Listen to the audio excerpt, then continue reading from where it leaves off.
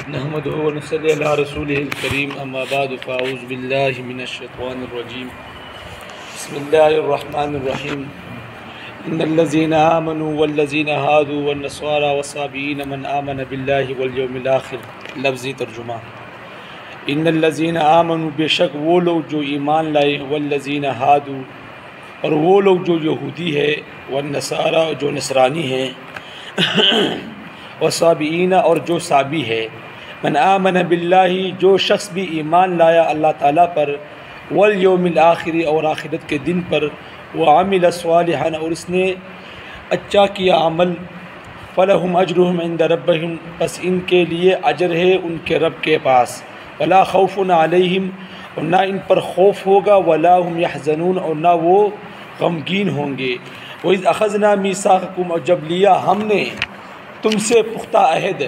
وَرَفَعْنَا فَوْقَكُمُ الطُّورَ اور بلند کیا ہم نے تمہارے اوپر طور پہاڑ کو خُذُوا مَا آتَيْنَاكُمْ بِقُوَّةٍ پکڑو اس چیز کو جو ہم نے تمہیں دی ہے قوت کے ساتھ وَاذْكُرُوا مَا فِيهِ اور یاد کرو جو اس میں ہے لَعَلَّكُمْ تَتَّقُونَ تاکہ تم بچ جاؤ ثُمَّ تَوَلَّيْتُمْ پھر تم پھر گئے من بعد ذالک اس کے بعد فلولا فضل اللہ علیکم پس اگر نہ ہوتا اللہ تعالیٰ کا فضل تم پر ورحمتہ اور اس کی رحمت لعلکم من الخاسرین لکنتم من الخاسرین البتہ تم ہو جاتے نقصان اٹھانے والوں میں سے وَلَقَدْ عَلِمْتُمْ اور البتہ تحقیق تم جانتے ہو الذین اعتدوا منکم ان لوگوں کو جنہوں نے تجاوز کیا تم میں سے فی السبت ہفتے والے دن فَقُلْنَا لَهُمْ پس کہا ہم نے ان کو کونوا قردۃ خاسئین ہو جاؤ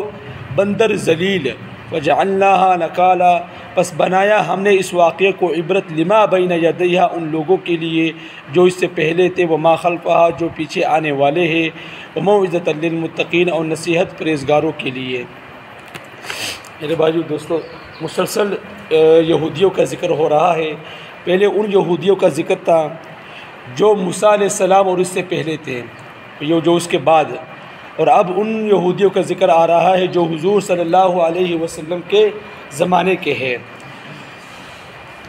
اچھا والذین ہادوا اور وہ لوگ جو یہودی ہے، یہودی کو یہودی کیوں کہتے ہیں؟ مفسرین فرماتے ہیں ایک تو یہ کہ ہاد یہود کے معنی ہے رجوع کرنا، ہاد یہود کا معنی ہے رجوع کرنا، تو وہ لوگ جو بچڑے کی پوجا کرنے کی وجہ سے قتل کر دیے گئے وہ تو قتل ہو ہی گئے،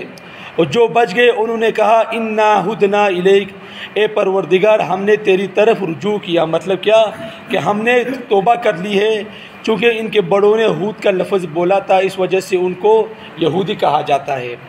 دوسری وجہ یہ بیان فرمائی ہے کہ حضرت یعقوب علیہ السلام کے بڑے بیٹے کا نام یہودا تھا، تو اس کی نسبت کی وجہ سے ان کو یہودی کہا جاتا ہے۔ علامہ خازن رحمۃ اللہ علیہ نے یہ وجہ بھی لکھی ہے کہ یہ لوگ جب تورات پڑھتے تھے تو حرکت کرتے، جس طرح قرآن کریم حفظ کرنے والے بچے آگے پیچھے ہلتے رہتے ہیں، آپ نے دیکھا بھی ہوگا کہ اس طرح ہلتے رہتے ہر وقت، تو تہود کا معنی حرکت کرنا بھی آتا ہے، تو اس وجہ سے ان کو یہودی کہا جاتا ہے کہ وہ لوگ جو تورات پڑھتے وقت حرکت کرتے ہیں، جھومتے ہیں۔ نصارہ نصران کی جمع ہے، عیسیٰ علیہ السلام جس محلے میں پیدا ہوئے ان کا نام تھا ناصرہ، اس کی طرف نسبت کی وجہ سے عیسیٰ علیہ السلام کو ناصری کہا جاتا ہے۔ چنانچہ تاریخ کی کتابوں میں آتا ہے کہ عیسیٰ ناصری نے کہا، کیا کہتے بھئی؟ عیسیٰ ناصری نے کہا۔